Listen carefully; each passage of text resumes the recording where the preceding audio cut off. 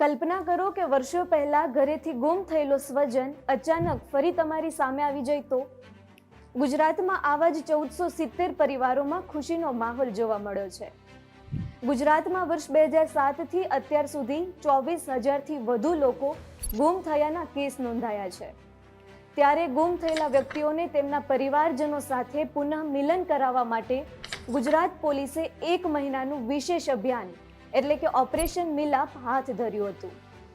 1 મહિનાના વિશેષ અભિયાનમાં ગુજરાત પોલીસે એવું કામ કરી બતાવ્યું કે જેના કારણે 1470 પરિવારોમાં ખુશીનો માહોલ જોવા મળ્યો છે।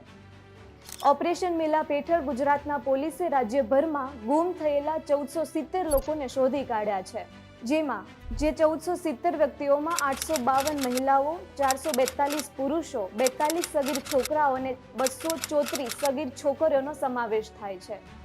અને ખાસ વાત એ છે કે વર્ષો જૂની ફાઇલોમાં દબાયેલ કેસોને ફરી ખોલી ટેકનોલોજી અને મેદાની તપાસના આધારે અનેક પરિવારોને તેમના સ્વજનો સાથે પુનઃ મિલન કરાવવામાં ગુજરાત પોલીસને સફળતા મળી છે।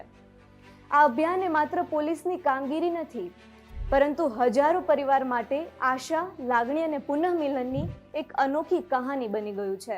ત્યારે જ ન્યૂઝરૂમ ગુજરાતની યુટ્યુબ ચેનલને સબસ્ક્રાઇબ કરો અને ઇન્સ્ટાગ્રામ અને ફેસબુક પર ફોલો કરો। અપડેટ રહો, સત્યની સાથે રહો।